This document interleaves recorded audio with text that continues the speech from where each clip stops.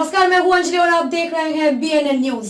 तो चलिए शुरुआत करते हैं आज की प्रमुख खबर से। उत्तर प्रदेश में विधानसभा चुनाव के घोषित 7वें चरण में जिले में मतदान किया जाएगा।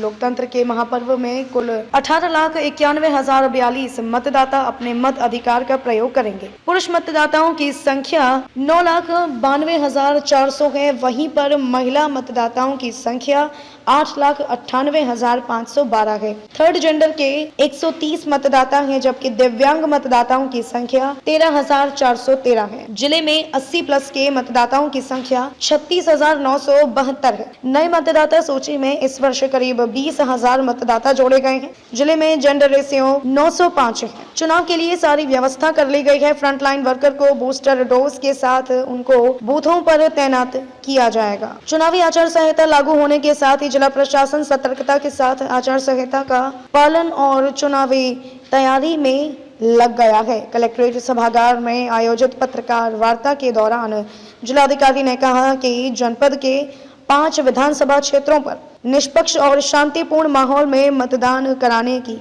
सारी प्रक्रिया पूरी की जा चुकी है। जनपद में कुल 1,336 मतदान केंद्र हैं। 22,268 मध्य स्थल बनाए गए। इसके लिए जोनल में स्टेट सेक्टर मजिस्ट्रेट नियुक्त कर दिया गया है और करीब 1,350 बूथों पर वेब कैमरा लगाया जाएगा, जिसे कहीं से भी बैठकर देखा जा सकता है। कोविड प्रोटोकॉल के तहत तो उसके सारे नियमों को फॉलो किया जाएगा। सर, बैनर पोस्टर हटाए जा रहे हैं और कलेक्ट्रेट से भी हटाया गया। सबसे पहले शुरुआत किया गया, क्या कहना चाहेंगे? देखिए, आज से ही आदर्श आचार संहिता लागू हो गई है और आज हमने सारे हमारे SDM, CO और SOs के साथ मीटिंग करी है और सभी को टीमें बना के लगाया है। हमने कुल हमारे 5 विधानसभा है, जिसमें कुल 30 टीमें इसके लिए बनाई है और एक विधानसभा में 6 टीमें हैं और सभी ने अपना कार्य प्रारंभ कर दिया है। और इसमें हमने आज कलेक्ट्रेट से शुरुआत करी है और इसके अलावा अभी शहर में जो एरिया है जहां बैनर पोस्टर लगे हैं, वहां पे नगर पालिका के सहयोग से हम ये कार्यवाही शुरू कर दिए हैं। इसके अलावा हमारा ये प्रयास है कि अगले 24 से 48 घंटे के अंदर जितने भी ये प्रचार प्रसार सामग्री लगी हुई है उसको हटा करके जो भारत निर्वाचन आयोग की गाइडलाइन है और उसके जो आदर्श आचार संहिता उसका पालन कराया जाए। तो दीवारों पे सर पेंटिंग वूटिंग किए रहते हैं, तो उसके लिए क्या गाइडलाइन है? उसको डिफेसमेंट करने का प्रोविज़न रहता है, उस पर कलर करके उसको मिटा दिया जाता है और हम प्रयास करते हैं कि अब जो उम्मीदवार है या जो पॉलिटिकल पार्टी है वो मिटा दें और अगर वो नहीं मिटाते तो अगर हम उसको मिटाते तो उनका जो व्यय है उनका उनसे वसूल किया जाना का नोटिस भेजा जाएगा और उनसे वसूल किया जाएगा। ठीक सर, थैंक यू। आपने प्रेस कॉन्फ्रेंस भी बुलाया है, क्या पूरी रणनीति कैसी? आज भारत निर्वाचन आयोग द्वारा प्रेस कॉन्फ्रेंस की गई है और इसी के साथ उत्तर प्रदेश में चुनाव की घोषणा हुई है और आदर्श आचार संहिता लागू हो गई है और हमने इस पे कार्य भी शुरू कर दिया है।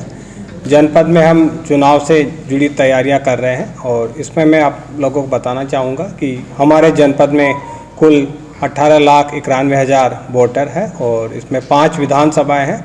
इसमें जो 96 विधानसभा है वो SC के लिए रिजर्व कॉन्स्टिट्यूंसी है। महिला वोटर्स की संख्या हमारे यहाँ पर बढ़ी है और हमारा जो जेंडर रेशियो है वो 905 हो गया है। इसके अलावा जो दिव्यांग मतदाता है उनकी संख्या भी बढ़ी है, जो लगभग 13,500 के आसपास है। इसके अलावा जो 80 प्लस उम्र वाले वोटर हैं उनकी संख्या भी लगभग 36,500 है, उनका भी हमने आइडेंटिफिकेशन किया है। इसके अलावा जो बूथ हमारे क्रिटिकल है और जो वल्नरेबल पॉकेट्स हैं उनमें हमने वेबकास्टिंग की तैयारियां कर रहे हैं। हमारे कुल यहाँ पर 2268 बूथ है और उसमें हम 50% से अधिक बूथ अर्थात 1134 से अधिक बूथों पर हम वेबकास्टिंग कराएंगे और उसमें उस कैमरे के माध्यम से मतदान की निगरानी की जाएगी और इसको कोई भी व्यक्ति इसको कहीं से लाइव इसको देख पाएगा। इसके अलावा हम कोविड का जो प्रोटोकॉल है उसको फॉलो कर रहे हैं। वैक्सीनेशन पे हम बल दे रहे हैं। हमारे चुनाव में जितने भी कर्मचारी लगेंगे लगभग 10,000 कर्मचारी, वो सभी कर्मचारी जो है फुली वैक्सीनेटेड हो गए हैं हमारे। इसके अलावा जनपद में हमने प्रयास किया है कि सभी को वैक्सीनेशन लगे और इसमें 96% हमारी फर्स्ट डोज लग चुकी है।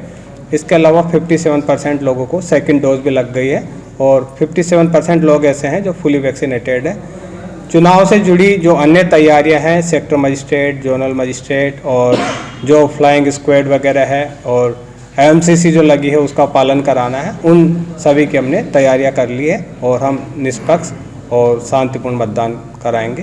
सोशल मीडिया पर जो विज्ञापन चलते हैं और लोकल जो मिर्जापुर के चैनल होते हैं उस पर सोशल चलते हैं, उसके लिए क्या गाइडलाइन है? इसमें एक एमसीएमसी टीम होती है जो मीडिया मॉनिटरिंग के लिए होती है, जो पेड न्यूज़ को भी देखती है और सोशल मीडिया पे जो लोग भ्रामक प्रचार प्रसार फैलाते हैं या ऐसी चीज़ें फैलाते हैं जिससे वैमनस्यता या झगड़े की स्थिति उत्पन्न हो सकती है, तो उन पे वो निगरानी रखती है। और पुलिस की भी एक साइबर सेल होती है जो इस पे पूरी निगरानी रखती है, उसके माध्यम से हम निगरानी रखेंगे और अगर कोई इस तरीके के तथ्य प्रसारित करते हैं तो उनके खिलाफ कार्रवाई की जाएगी। कितने अधिकारी लगाए गए होंगे चुनाव में? खबरों में अब तक ये बस इतना ही। मिलते हैं फिर ऐसे ही किसी बड़ी खबर के साथ। तब तक के लिए नमस्कार और देखते रहिए BNN न्यूज।